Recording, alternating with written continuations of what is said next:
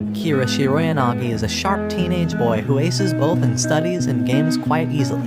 His sharp intellect makes him bored with his life, and he is constantly looking for a game that can give him a new sense of excitement and stimulation. One normal morning, he is attacked by a scary-looking man on his way to school. In a questioning state of mind, he manages to evade the assailant's close combat attacks and rides a bicycle to escape. The man follows him, but Akira is not scared. Instead, he comes up with a strategy that lures him into an abandoned building and sets a trap. However, since the man has a superhuman physique, he jumps over the trap, leaving Akira no choice but to escape once again. Akira sets another elaborate trap and drops a huge water tank on him. Despite being injured, the man stands up and jumps toward Akira, but is stabbed by a large metal rock. A girl named Mion suddenly appears behind him and kills the guy with a mysterious hand cannon attack. He opens his eyes and sees he's alive, but restrained by handcuffs. He soon notices many people in the same situation. Suddenly, Mion shows up and introduces herself as a mage working for a secret organization. She says to everyone their data has been completely removed from the National Registry, and they're announced dead in the real world. A man challenges her, but she instantly kills him with her hand cannon. She then announces that everyone will get an ability that they can use in their fights. Young, who is another girl working for the organization, announces the beginning of the first program where everyone will battle one-on-one against their opponent. Everyone receives an envelope with their special ability written inside. Akira opens his envelope and learns that he is given a strange power named Sophist. Soon Akira faces his first opponent, who is a delinquent boy named Madoka Kurosaki, in a classroom. He gives Akira a chance to avoid fighting and asks him to surrender. Akira, who is a brave boy, refuses his offer and chooses to fight him. The fight begins when Madoka uses his power to turn a wooden stick into a sword and attacks Akira. Akira barely survives the first attack and tries to block his sword attacks using classroom equipment as a shield. However, Madoka cuts everything in half. Akira escapes the classroom and hides in the science lab.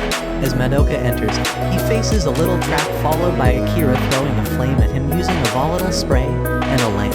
Madoka manages to avoid the flames and Akira again goes into hiding. By that time, Madoka believes Akira's ability is not suited for combat. Just then, Akira shows up and tells him he possesses a dangerous power contrary to his beliefs, and then claims he has the hand cannon ability just like the one Mion possesses. The next moment, Akira's hand turns into a cannon and he shoots Madoka, making him accept his defeat. Mion, who is keenly monitoring the fight, tells Yang that hand cannon isn't the actual ability Akira possesses. Instead, his ability is what the other person believes he has. Yuri Amagake opens her envelope and strikes her fist against the wall to test her power. It appears that her ability is to quintuple her physical abilities, giving her overwhelming strength and agility. The first program ends and Mion announces the second program, a team battle. Akira is taken to a room where he meets with his team members, including his earlier opponent Madoka, a wrestler named Shin Kumajiri with an ability to be invincible for 2 seconds, and another man named Sawatari with a poor ability to turn a button into a rope. When they tell everyone about their abilities, Akira says he possesses the hand cannon ability, which is a shocker for everyone. Soon they enter the arena where they face their opponent team. Mion explains the rules of one-on-one matches. The first team to win 3 fights gets out victorious. In the first match, Sawatari faces Rin Kachia, a red-haired girl who first tries to seduce him and then kills him with her strange but deadly ability. The next match happens between Shin and Ringo Tataru. Ringo instantly gives up and accepts defeat. She then explains to her team that she couldn't use her ability to copy Shin's ability, and hence had no chance of winning. The next match happens between Madoka and Siko, who has the ability to turn little marbles into big heavy balls. Madoka's sharp and fast reflexes render her attacks useless as he keeps blocking and cutting her attacks. However, luck switches to Siko when Madoka lowers his guard and is defeated unexpectedly by one of her models. In the next battle, it is Akira's turn, and he is up against a man who doesn't seem very confident in the fight. Akira has yet to figure out how his ability works. He enters the battle and questions which person is considered the other person, as his powers only activate when some other person pictures a power in his mind. He then questions if the other person is a single person or could be multiple people present in the arena. The match starts and Akira performs a little test by turning towards Madoka and blaming him for losing twice. He aims his hand at him, which activates his hand cannon. His experiment pays off, and he learns he can only activate his power if his opponent is picturing his ability in their mind. Akira then shoots his hand cannon at the man, but he surprisingly blocks the shot.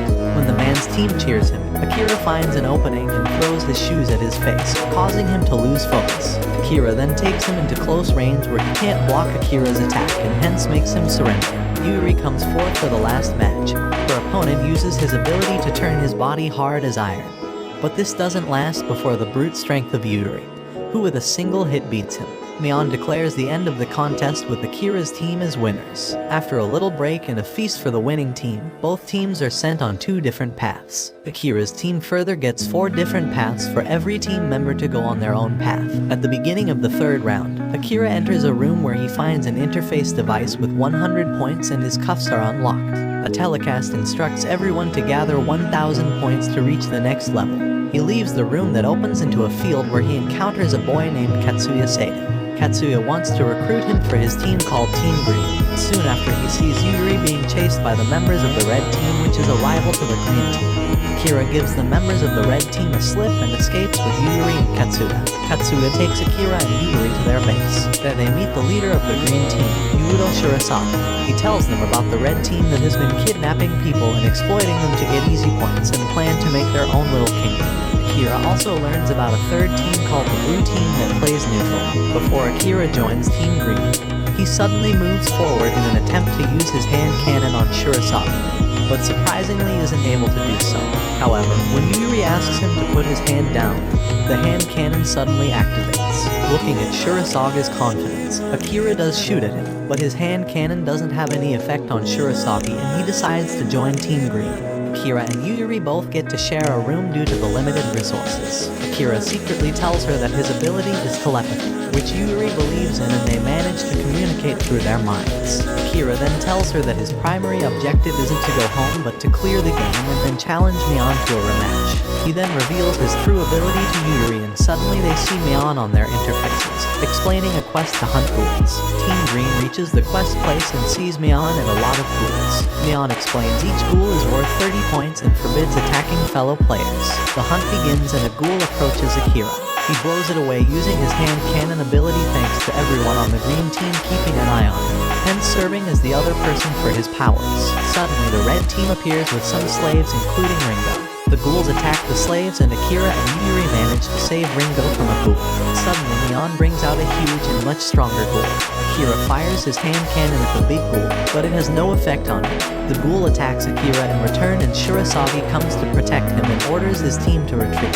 The ghoul attacks Shiroyanagi, but he uses his force negotiation ability and makes a big hole in the ghoul's abdomen but gets his arm injured in the process. However, the big ghoul starts eating smaller ghouls and regenerates and once again starts attacking Shiroyanagi. Yuri comes to Shiroyanaga's rescue and so does Akira. Akira and Yuri face the giant ghoul as a team and try to lure him where leaders of the red team cannot see them. Akira corners himself against the ghoul purposely and signals to Yuri. Yuri then imagines a new ability for Akira that allows him to use teleportation. He escapes a well-timed hit by the ghoul, and then suddenly appears before him and blows his hand cannon in his mouth. However, it is too early to celebrate as the ghoul is still moving. The number 1 of the red team, Hajime Agami, intervenes and cuts the ghoul's head with a single blow. Agami shows his excitement over Akira's unbelievable escape from the ghoul. However, Yuri sniffs the danger and attacks him, but he easily stops her kick and throws her right back. Mion stops them and declares a new contest between both teams to hunt the opposing team's king's interface as a winning condition and hence calls it Hunt the King. Masaya Kiroiwa, who is the brain of the red team, demands Mion to complete annihilation of the opposing team, which is granted. Back at the green team base, Shin joins with the green team and Ringo reveals to Akira that she can copy other people's abilities and offers him to team up with her. A guy named Takabana, who is taken captive by the green team, escapes and tells Masaya that the other spy told him that Akira shouldn't have survived the ghoul's attack and there is something missing in the picture as the hand cannon is not Akira's real ability. Akira and Yuri meet with the blue team's leader and try to convince him to help them against the red team. However, the blue team's leader refuses to join but agrees to pass Akira's offer to everyone on Team Blue. Akira shows the green team the pentagram zone where the Hunt the King is going to take place. Mion explains to them that if they uphold a tower they can earn 10 Mion points that are helpful in buying different privileges including sealing the enemy's abilities. hunt the king starts and the green team takes the first tower and sends a unit towards the second one, but they are surprisingly attacked by Agami of the red team, who massacres the whole unit except a girl named Asuka who manages to stand before Agami. But it is for a very short time as he beats her mercilessly.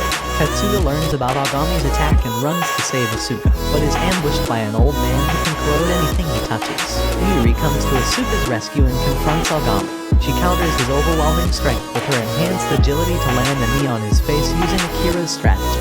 She then throws a series of punches at his gut and manages to have an upper hand over him. Shiroyanagi and others catch a new spy among their team and later discover that there is another spy who is a lady and surprisingly is the mother of both leaders of the red team. Meanwhile, Akira moves forward in search of the king of the red team. But Madoka, who is a part of the blue team now, stops him midway and asks him to fight him. Suddenly, a swordsman from the red team named Rindo appears and attacks Akira, but he escapes his attack. Akira and Madoka then join forces against Rindo, who throws a wind slash at them, which they narrowly escape. Akira makes a diversion to hide and strategize against Rindo. They execute their strategy with Madoka attacking and keeping Rindo busy while Akira blows a tree and shoots at Rindo with a single shot. Rindo cuts Akira's attack with his sword. Akira then signals to Madoka, who throws some flying wood pieces at Rindo that turn into blades and defeats Rindo. Meanwhile, Katsuya tries to hold off the old man when Akira shows up and asks him to rescue Asuka. Akira instantly learns about the old man's ability, which is super accelerated corrosion. However, Akira finds trouble activating his hand cannon because the old man claims to know his secret. As the dwarf man is about to attack Akira, he shows him Rindo's sword and plays him into believing that he can copy any ability including Rindo's, and defeats him with a wind slash. On the other side, Momoko, who is the other spy, takes Asuka's baby hostage and makes Shiroyanagi surrender his interface to her. However, Masaya, who presumed that Shiroyanagi is the green team's king, is shocked when the game still continues, making him confused about who is the actual king of the green team.